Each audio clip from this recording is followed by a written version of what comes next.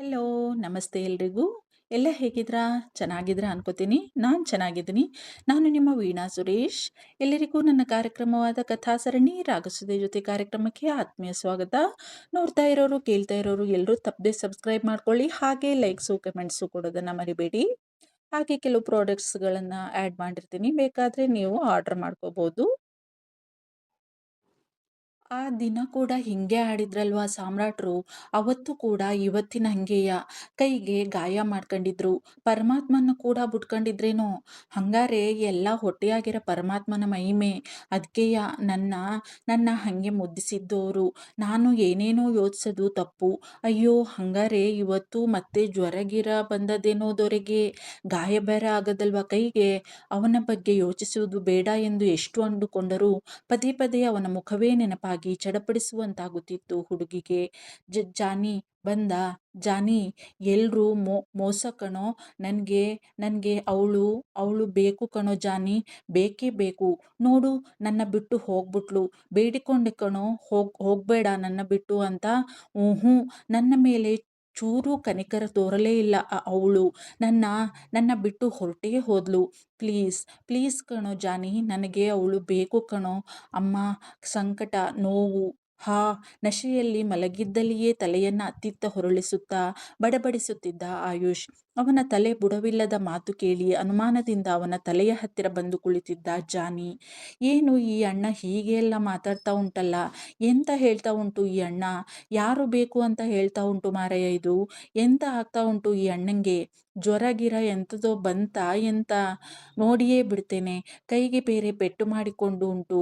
ನೋವಿಗೆ ಜ್ವರ ಬಂದುಂಟೇನೋ ಎಂದುಕೊಳ್ಳುತ್ತಾ ಅವನ ಹಣೆಯ ಮೇಲೆ ಕೈಯಿಟ್ಟಿದ್ದ ಜಾನಿ. ಸರಕ್ಕನೆ ಕೈಯನ್ನ ಹಿಂದಕ್ಕೆ ಎಳೆದುಕೊಂಡವನು, ನಾನು ಅಂದುಕೊಂಡಿದ್ದು ಸರಿಯಾಗಿಯೇ ಉಂಟು ಮಾರಯ್ಯ. ಈ ಪಾಟಿ ಜ್ವರ ಸುಡ್ತಾ ಉಂಟಲ್ಲ ಅಣ್ಣಂಗೆ. ಥೋ, ಅಪ್ಪಂಗೆ ಹೇಳಿದರೆ ಟೆನ್ಷನ್ ಮಾಡಿಕೊಳ್ತಾರೆ. ಎಂತ ಮಾಡುವುದು ಈಗ? ತಲೆ ಓಡದಾಯಿತು ಜಾನಿಗೆ. ಅಣ್ಣ, ಓಯ್ ಅಣ್ಣ, ಎಚ್ಚರ ಮಾಡ್ಕೊ ಅಣ್ಣ. ಎಂತ ಆಯಿತು ನಿನಗೆ? ಯಾರು ಬೇಕು ಮಾರಯ್ಯ ನಿಂಗೆ? ಆ ದರಿದ್ರದೋಳನ್ನು ಮರ್ತಿಲ್ವ ನೀನು ಇನ್ನೂ? ಅವಳು ಅಷ್ಟು ಮಾಡಿ ಹೋದರೂ ಮರೆಯದೇ ಇರುವುದು ಅವಳಲ್ಲಿ ಎಂತ ಉಂಟು ಮಾರಯ್ಯ? ಬೇಡ ಅಣ್ಣ, ಅವಳು ಬೇಡ ನಿನಗೆ. ನಿನಗೆ ಮೋಸ ಮಾಡಿ ಹೋದವಳು ಮತ್ತೆ ಎಂತಕ್ಕೆ ನಿನಗೆ? ಎಚ್ಚರ ಮಾಡಿಕೊ ಅಣ್ಣ ಎಂದು ಅವನ ಕೆನ್ನೆ ತಟ್ಟಿ ಅವನನ್ನು ಎಚ್ಚರಿಸುವ ಪ್ರಯತ್ನ ಮಾಡುತ್ತಿದ್ದ ಜಾನಿ. ಊಹೂ, ಬಡಬಡಿಕೆ ನಿಲ್ಲುತ್ತಿಲ್ಲ ಅವನದು. ಜೊತೆಗೆ ಜ್ವರದ ತಾಪಕ್ಕೆ ನರಳುತ್ತಿದ್ದ ಆಯುಷ್. ಜಾನಿ, ಆಗ್ತಾ ಇಲ್ಲ ಕಣೋ ನನ್ನ ಕೈಲಿ. ವಿಪರೀತ ಸಂಕಟ ಕಣೋ, ನೋವು. ಯಾಕೆ ಯಾಕೆ ಎಲ್ರೂ ನನ್ನಿಂದ ಹೀಗೆ ದೂರ ಹೋಗ್ತಾರೆ ಜಾನಿ? ನಾನೇನು ತಪ್ಪು ಮಾಡಿದ್ದೀನಿ? ನಾನೇನು ಪಾಪ ಮಾಡಿದ್ದೀನಿ? ಅವಳು ನೋಡಿದ್ರೆ ಹಾಗೆ ಮೋಸ ಮಾಡಿದ್ಲು. ಇವಳು ಕೂಡ ಅಮ್ಮ ಎನ್ನುತ್ತಾ ತಲೆ ಅತ್ತಿತ್ತ ಆಡಿಸುತ್ತಾ ನರಳಾಡತೊಡಗಿದ್ದ ಆಯುಷ್. ಈಗ ನಿಜಕ್ಕೂ ಭಯವಾಗಿತ್ತು ಜಾನಿಗೆ. ದೇವರೇ, ಇದೆಂಥ ಅವಸ್ಥೆ ಅಣ್ಣಂದು ಮಾರೇರೆ. ಎಂತ ಮಾಡುದು ಈಗ ನಾನು? ಹೌದು, ಈಗ ನಮ್ಮ ಮನೆಗೆ ಬಂದ ಹುಡುಗಿ ಅವರು ನರ್ಸಮ್ಮನೇ ಅಲ್ವಾ? ಅವರ ಹತ್ತಿರ ಹೇಳಿದರೆ? ಹೌದು, ಅದೇ ಸರಿ ಉಂಟು, ಅವರನ್ನೇ ಕರಿತೇನೆ. ಆದರೆ ಹೇಗೆ ಕರೆಯೋದು ಮಾರಯ್ಯ? ಅಪ್ಪ ಅವರ ರೂಮಿನಲ್ಲಿ ಉಂಟಲ್ಲ ಹುಡುಗಿ. ಕರೆದರೆ ಅವರಿಗೆ ಗೊತ್ತಾಗ್ತದೆ. ಮತ್ತೂ ಗಾಬರಿ ಆಗುತ್ತಾರೆ ಅಪ್ಪ ಅವರು. ಜೊತೆಗೆ ಚಿಂತೆ. ಬೇಡ ಬೇಡ ಮಾರಯ್ಯ, ಆದರೆ ಹುಡುಗಿಯನ್ನ ಕರೆಯಲೇಬೇಕು ಹೇಗಾದರೂ ಮಾಡಿ. ನೋಡುವ ಅಲ್ಲೇ ಹೋಗಿ ಎಂದುಕೊಂಡು ಕುಳಿತಲ್ಲಿಂದ ಎದ್ದಿದ್ದ ಜಾನಿ. ಅಮ್ಮ, ಚಳಿ. ನರಳಾಟ ಜಾಸ್ತಿ ಆಗತೊಡಗಿತ್ತು ಆಯುಷ್ದು. ಅಲ್ಲಿಯೇ ಇದ್ದ ದಪ್ಪನೆಯ ರಜಾಯಿ ಒಂದನ್ನು ಅವನಿಗೆ ಹೊದಿಸಿ ಹೊರಗೆ ಬಂದು ಸರಸರನೆ ಮಿಸ್ಟರ್ ಆಚಾರ್ಯ ಅವರ ರೂಮಿನತ್ತ ನಡೆದಿದ್ದ ಜಾನಿ. ಪ್ರಪಂಚ ನಾವು ಅಂದುಕೊಳ್ಳೋಷ್ಟು ಒಳ್ಳೆಯದಲ್ಲ ಅಂತ ನಮಗೂ ಗೊತ್ತಿತ್ತು ಕಣೋ ಪುಟ್ಟ. ಆದರೆ ನಮ್ಮವರು ಎನಿಸಿಕೊಂಡವರು ನಮ್ಮ ಅನ್ನವನ್ನೇ ತಿಂದು ನಮಗೇ ಹೀಗೆ ದ್ರೋಹ ಬಗೆಯಬಹುದು ಎಂದು ಗೊತ್ತಿರಲಿಲ್ಲ ನನಗೆ. ಆಯುಷ್ಗೆ ಅವನ ಮೇಲೆ ಅನುಮಾನ ಬಂದರೂ ನನ್ನ ಹೆಂಡತಿಯ ನಂಬಿಕೆ ಸುಳ್ಳಾಗಲಾರದು ಎಂಬ ವಿಶ್ವಾಸ ಇತ್ತು ನಮಗೆ. ಆದರೆ ಎಲ್ಲವೂ ಸುಳ್ಳಾಗಿ ಹೋಯಿತು ನೋಡು. ನಮ್ಮ ಬಿಸ್ನೆಸ್ ಅನ್ನ ಮುಳುಗಿಸಿದರೂ ಅದನ್ನು ಮತ್ತೆ ಮೇಲೆತ್ತುವ ಛಾತಿ ನಮಗೆ ಇತ್ತು. ಆದರೆ ಎಲ್ಲರೂ ಸೇರಿ ನಮ್ಮ ಸಂಸಾರವನ್ನೇ ಮುಳುಗಿಸಿಬಿಟ್ಟರು ಪುಟ್ಟ, ಮುಳುಗಿಸಿಬಿಟ್ಟರು ಎಂದು ಕಣ್ಣು ಮುಚ್ಚಿ ತಮ್ಮ ನೋವು ಸಂಕಟವನ್ನು ಕುಂಕುಮಾಳ ಬಳಿ ಹೇಳಿಕೊಂಡಿದ್ದರು ಮಿಸ್ಟರ್ ಆಚಾರ್ಯ. ಇಷ್ಟು ಹೊತ್ತು ಆಯುಷ್ ಯೋಜನೆಯಲ್ಲಿ ಇದ್ದವಳಿಗೆ ಅವರ ಮಾತು ಕೇಳಿ ಅವರ ನೋವು ಅರ್ಥವಾಗಿತ್ತು. ಆದರೆ ಈಗಲೂ ಕೂಡ ಎಲ್ಲಿಯೂ ಅವರು ತಮ್ಮ ಸೊಸೆಯ ಬಗ್ಗೆ, ಅಂದರೆ ಆಯುಷ್ನ ಹೆಂಡತಿಯ ಬಗ್ಗೆ ಹೇಳಿಕೊಳ್ಳದೇ ಇರುವುದು ಅವಳಿಗೆ ಆಶ್ಚರ್ಯವಾಗಿತ್ತು. ಜೊತೆಗೆ ವಿಪರೀತ ಕುತೂಹಲ ಮೂಡುವಂತಾಗಿತ್ತು ಅವಳಲ್ಲಿ. ನೋಡಿಯೇ ಬಿಡುವ, ಆಗಿದ್ದಾಗ್ಲಿ ಅವರನ್ನೇ ಕೇಳ್ಬಿಡ್ತೀನಿ ಎಂದುಕೊಂಡು, ಅಂಕಲ್ ಅದು ನಿಮ್ಮ ಮಗನ ಎಂದು ಅವರನ್ನೇ ಕೇಳುತ್ತಿದ್ದಳು ಹುಡುಗಿ. ಅಪ್ಪ ಅವರೇ ಎನ್ನುತ್ತಾ ರೂಮಿನೊಳಗೆ ಹೆಜ್ಜೆ ಹಾಕಿದ್ದ ಜಾನಿ. ಯಾಕೋ ಜಾನಿ, ಯಾಕೆ ಹೀಗೆ ಗಡಿಬಿಡಿಯಿಂದ ಬರ್ತಾ ಇದೀಯಾ? ಏನಾಯ್ತು? ಎಲ್ಲ ಸರಿಯಾಗಿದೆ ತಾನೇ? ಜಾನಿಯ ಮುಖವನ್ನ ನೋಡಿಯೇ ಸಣ್ಣ ಗಾಬರಿಯಾಗಿತು ಮಿಸ್ಟರ್ ಆಚಾರ್ಯ ಅವರಿಗೆ. ಜಾನಿ ಆದಷ್ಟು ಸಾಮಾನ್ಯವಾಗಿರಲು ಪ್ರಯತ್ನ ಪಡುತ್ತಿದ್ದ. ಅವನಿಗೆ ಗೊತ್ತಿತ್ತು ಮಿಸ್ಟರ್ ಆಚಾರ್ಯ ಅವರು ಸಣ್ಣ ವಿಷಯಕ್ಕೂ ಗಾಬರಿಯಾಗುತ್ತಾರೆ ಎಂದು. ಅದಕ್ಕೆ ಅವನು ಅವರಿಗೆ ವಿಷಯ ಗೊತ್ತಾಗದಂತೆ ನೋಡ್ಕೋಬೇಕು ಅಂತ ಅಂದುಕೊಂಡೇ ಬಂದಿದ್ದ ಬರುವಾಗಲೇ. ಆದರೂ ಅವನಿಗೆ ಸಾಧ್ಯವಾಗಿರಲಿಲ್ಲ. ಏ, ಎಂತ ಇಲ್ಲ ಅಪ್ಪ, ನಿಮಗೆ ಎಂತಕ್ಕೆ ಹಾಗೆ ಅನ್ನಿಸ್ತಾ ಉಂಟು? ಎಂತ ಆಗ್ತದೆ ಮಾರಾಯ, ಎಲ್ಲ ಸರಿಯಾಗಿಯೇ ಉಂಟಲ್ಲ ಎಂದಿದ್ದ ಬಾರದ ನಗುವನ್ನ ಮುಖದ ಮೇಲೆ ತಂದುಕೊಂಡು. ಅದು ಎಂತ ಗೊತ್ತುಂಟಾ, ನಾನು ಈ ಮೇಡಮ್ ಅವರನ್ನ ಕರೆದುಕೊಂಡು ಹೋಗುವುದಕ್ಕೆ ಬಂದಿದ್ದು ಮಾರಾಯ. ಅದು ಅವರಿಗೆ ಅವರು ಉಳಿದುಕೊಳ್ಳುವ ಮನೆ ತೋರಿಸ್ಲಿಕ್ಕೆ ಉಂಟಲ್ಲ, ಅದೇ ಗೆಸ್ಟ್ ಹೌಸು. ಅವರು ಇಂದು ಸಂಜೆಗೆ ಬರ್ಲಿಕ್ಕೆ ಉಂಟಲ್ಲ ಮಾರಾಯ, ಅದಕ್ಕೆ ಈಗಲೇ ತೋರಿಸಿ ಬಿಡುವ ಅಂತೇಳಿ ಬಂದೆ. ಕಡೆಗೆ ಮನೆಗೆ ಹೋಗಿ ಬಿಡುತ್ತಾರಲ್ಲ ಎಂದಿದ್ದ ಜಾನಿ. ತಾನು ಮೊದಲೇ ಯೋಚಿಸಿಕೊಂಡು ಬಂದಂತೆ. ಓಹೋ, ಹೌದಲ್ವೇನೋ, ನಾನು ಮರ್ತೇ ಬಿಟ್ಟಿದ್ದೆ ನೋಡು ಈ ವಿಷಯನ. ನೀನು ನೆನಪಿಸಿದ್ದು ಒಳ್ಳೇದಾಯ್ತು. ಈ ಹುಡುಗಿ ಜೊತೆಗಿದ್ರೆ ಟೈಮ್ ಹೋಗಿದ್ದೇ ಗೊತ್ತಾಗಲ್ಲ. ಹೋಗು ಪುಟ್ಟ, ನೀನು ನೀನು ಉಳಿಬೇಕಾಗಿರೋ ಮನೇನ ಒಂದ್ಸಲ ನೋಡ್ಕೊಂಡು ಹಾಗೆ ಮನೆಗೆ ಹೋಗಿ ಎಲ್ಲ ಲಗೇಜ್ ಶಿಫ್ಟ್ ಮಾಡಿಬಿಡಿ ಇವತ್ತೇ ಎಂದಿದ್ದರು ಮಿಸ್ಟರ್ ಆಚಾರ್ಯ. ಸರಿ ಅಂಕಲ್, ನನಗೆ ಮನೇನೇನು ನೋಡಬೇಕು ಅಂತಿಲ್ಲ. ನೀವು ಹೇಳ್ತಿದ್ದೀರಾ ಅಂತ ಹೋಗ್ತಾ ಇದ್ದೀನಿ. ಸಾರಿ ಅಂಕಲ್, ಡ್ಯೂಟಿ ಟೈಮಲ್ಲಿ ಹೋಗ್ತಾ ಇದ್ದೀನಿ. ಇವತ್ತು ಒಂದಿನ ಅಷ್ಟೇಯಾ, ನಾಳೆಯಿಂದ ಫುಲ್ ಡೇ ಡ್ಯೂಟಿ ಮಾಡ್ತೀನಿ ಎಂದು ಕುಳಿತಲ್ಲಿಂದ ಎದ್ದಿದ್ದಳು ಕುಂಕುಮ. ಬನ್ನಿ ಬನ್ನಿ ನನ್ನ ಜೊತೆಗೆ ಎಂದು ಗಡಿಬಿಡಿಯಿಂದಲೇ ಹೊರಗೆ ಹೆಜ್ಜೆ ಹಾಕಿದ್ದ ಜಾನಿ. ಅವನ ಗಡಿಬಿಡಿ ನೋಡಿ ಕುಂಕುಮಗೂ ಅನುಮಾನವಾಗಿತ್ತು. ಏನೋ ಆಗಿದೆ, ಆದರೆ ಹೇಳ್ತಾ ಇಲ್ಲ ಈ ವಯ್ಯ ಅಂತ. ಕೇಳಿಯೇ ಬಿಟ್ಟಿದ್ದಳು ಜಾನಿಯನ್ನೇ. ಸರ್, ಯಾಕೆ ಹಿಂಗೆ ಗಡಿಬಿಡಿ ಮಾಡ್ತಿದ್ದೀರಾ? ಗಾಬರಿ ಆಗಿರೋ ಹಂಗಿದೆ, ಏನಾಯ್ತು ಸರ್ ಎಂದು. ಹೌದು ಮೇಡಮ್, ಅಪ್ಪ ಅವರು ಗಾಬರಿ ಆಗುತ್ತಾರೆ ಅಂತ ಅಲ್ಲಿ ಹೇಳಲಿಲ್ಲ. ಅದು ಅಣ್ಣನಿಗೆ ಭಯಂಕರ ಜ್ವರ ಬಂದುಂಟು ಮೇಡಮ್. ಎಂತೆಂಥದೋ ಬಡಬಡಿಸ್ತಾ ಉಂಟು. ನನಗೆ ಹೆದರಿಕೆ ಆಗ್ತಾ ಉಂಟು. ಕಡೆಗೆ ನೀವು ನರ್ಸ್ ಅಲ್ಲವಾ ಅಂತ ನೆನಪಾಯಿತು. ಅದಕ್ಕೆ ನಿಮಗೆ ಹೇಳುವ ಅಂತ ಹೇಳಿ ಓಡಿ ಬಂದೆ. ಎಂತ ಮಾಡೋದು ಈಗ ಮೇಡಮ್ ಎಂದಿದ್ದ ಜಾನಿ ನೋವಿನ ಧ್ವನಿಯಲ್ಲಿ. ಹುಡುಗಿಗೆ ಇದು ನಿರೀಕ್ಷಿತವೇ, ಆದರೂ ನೋವಾಗಿತ್ತು ಅವಳಿಗೆ. ಆ ಅಂದ್ರೆ ನಾನು ಅನ್ಕೊಂಡಂಗೆ ಆಗದೆ ದೊರೆಗೆ. ಕೈ ಪೆಟ್ಟು ಮಾಡ್ಕೊಂಡವ್ರೆ, ಆ ನೋವಿಗೆ ಜ್ವರ ಬಂದದೆ. ಆ ದಿನವೂ ಹಿಂಗೆ ಆಗಿತ್ತಲ್ವಾ ಎಂದುಕೊಂಡು ಓಡಿದಂತೆ ಅವನ ಹಿಂದೆಯೇ ಹೆಜ್ಜೆ ಹಾಕಿದ್ದಳು ಕುಂಕುಮ. ಮೊದಲೇ ಹೊಟ್ಟೆಗೆ ಪರಮಾತ್ಮನ್ನ ಬಿಟ್ಕೊಂಡವ್ರೆ, ಏನೇನೋ ಹೇಳ್ತಾ ಇದ್ರು. ಈಗಂತೂ ಜ್ವರ ಬ್ಯಾರೆ ಬಂದದೆ ಅಂದ್ರೆ ಇನ್ನೂ ಏನೇನು ಬಡಬಡಿಸ್ತಾ ಇರ್ತಾರೋ. ಅವನು ತನ್ನ ಕೈ ಹಿಡಿದು ಡೋಂಟ್ ಲೀವ್ ಮೀ ಪ್ಲೀಸ್ ಎಂದು ಪರಿಪರಿಯಾಗಿ ಬೇಡಿಕೊಂಡಿದ್ದು ನೆನಪಾಗಿ ಚಡಪಡಿಸಿದಳು ಕುಂಕುಮ. ಎಂತಕ್ಕೆ ಅಣ್ಣ ಹೀಗೆ ಎಲ್ಲ ತನಗೆ ತಾನೇ ಹಿಂಸೆ ಮಾಡಿಕೊಳ್ತಾನೋ ಗೊತ್ತಾಗುವುದಿಲ್ಲ ನನಗೆ. ಮೋಸ ಮಾಡಿ ಹೋದವರ ಬಗ್ಗೆ ಇಷ್ಟು ಮಾತನಾಡುವುದು, ನೋವು ಪಡುವುದು, ಆದರೂ ಎಂತಕ್ಕೆ? ಹೋದವರು ಹೋದರು, ಅವರಿಗೆ ಭಗವಂತ ತಕ್ಕ ಶಿಕ್ಷೆಯನ್ನೂ ಕೊಟ್ಟ. ಆದರೆ ಇವನು ಎಂತಕ್ಕೆ ಮರೆಯುತ್ತಿಲ್ಲ ಎಲ್ಲ ವಿಷಯವನ್ನ? ಅರ್ಥನೇ ಆಗುತ್ತಾ ಇಲ್ಲ ಮಾರಯ್ಯ ನನಗೆ. ನನಗೂ ಹೇಳಿ ಹೇಳಿ ಸಾಕಾಯ್ತು. ಎಂತ ಎಲ್ಲ ತಿಳುವಳಿಕೆ ಉಂಟು ಅವನಿಗೆ, ಆದರೆ ಬೇಕಾದ ವಿಷಯದಲ್ಲಿ ಮಾತ್ರ ಸ್ವಲ್ಪ ಕೂಡ ತಿಳುವಳಿಕೆಯೇ ಇಲ್ಲ. ಎಂತ ಸಾವು ಮಾರ್ರೆ. ಒಂದೇ ಸಮನೆ ತನ್ನಷ್ಟಕ್ಕೆ ತಾನು ಮಾತನಾಡಿಕೊಂಡೇ ದಾಪುಗಾಲು ಹಾಕುತ್ತಿದ್ದ ಜಾನಿ. ಅವನ ಮಾತುಗಳನ್ನೇ ಗಮನವಿಟ್ಟು ಕೇಳಿಸಿಕೊಳ್ಳುತ್ತಲೇ ಅವನ ಹಿಂದೆ ಹೆಜ್ಜೆ ಹಾಕಿದ್ದಳು ಕುಂಕುಮ. ಹೊಟ್ಟೆಯೊಳಗೆಲ್ಲ ಎಂಥದ್ದೋ ಸಂಕಟ. ಹಾಗಾದರೆ ದೊರೆ ನಾನು ಅಂತ ತಿಳಿದು ಹಂಗೆಲ್ಲ ಮಾತಾಡಿದ್ದಲ್ಲ, ಬೇರೆ ಯಾರೋ ಅಂತ ತಿಳ್ಕೊಂಡು ಮಾತಾಡೋರೆ. ನಾನು ಅನ್ಕೊಂಡಿರೋದು ನಿಜಾನೇಯ ಹಂಗಾರೆ? ದೇವ್ಡಾ, ಆಗ ಆಗ ನಾನೇನಾರ ಮೈಮರೆತಿದ್ರೆ ಎಂಥ ಅನಾಹುತ ಆಗ್ಬಿಡೋದಪ್ಪ. ದೇವ್ಡಾ, ನೀನೇ ಕಾಪಾಡ್ದಪ್ಪ ನನ್ನ. ಮೊದಲೇ ಹಿಂದಿಲ್ಲ ಮುಂದಿಲ್ಲ ನನಗೆ ಏನಾರ ಹೆಚ್ಚು ಕಡಿಮೆ ಆಗಿದ್ದಿದ್ರೆ ಯೋಚಿಸಿಯೇ ಥರಥರನೇ ನಡುಗು ಬಿಟ್ಟಿದ್ದಳು ಹುಡುಗಿ. ಬನ್ನಿ ಮೇಡಮ್, ನೋಡಿ ಅಲ್ಲಿ ಅಣ್ಣ, ಮೈ ಸುಡ್ತಾ ಉಂಟು ಮಾರ್ರೆ. ನನಗೆ ಕೈ ಕಾಲೇ ಆಡಲಿಲ್ಲ. ಎಂತ ಮಾಡೋದು ಅಂತಲೇ ಅರ್ಥ ಆಗಲಿಲ್ಲ. ಕಡೆಗೆ ನೀವು ನರ್ಸ್ ಅಂತ ನೆನಪಾಯಿತು, ಓಡಿ ಬಂದೆ ಮಾರ್ರೆ. ನೋಡಿ ನೀವೇ ಎಂಥದಾದ್ರೂ ಮಾಡಿ ಅಣ್ಣಂಗೆ ಕಡಿಮೆ ಮಾಡಿ ಜ್ವರನ ಎಂದು ಬಡಬಡಿಸಿದ್ದ ಗಾಬರಿಯಲ್ಲಿ ಜಾನಿ. ಅವನಿಗೆ ತನ್ನ ಅಣ್ಣ ಹೀಗೆಲ್ಲ ಮಲಗಿದ್ದಿದ್ದು ನೋಡಿದರೆ ಗಾಬರಿಯೇ. ಆಯುಷ್ ಈಗ 3.5 ವರ್ಷದ ಕೆಳಗೆ ಹೀಗೆ ಮಲಗಿದ್ದು ಬಿಟ್ಟರೆ ನಂತರ ಅವನು ಹುಷಾರು ತಪ್ಪಿ ಮಲಗಿದ್ದೇ ಇರಲಿಲ್ಲ.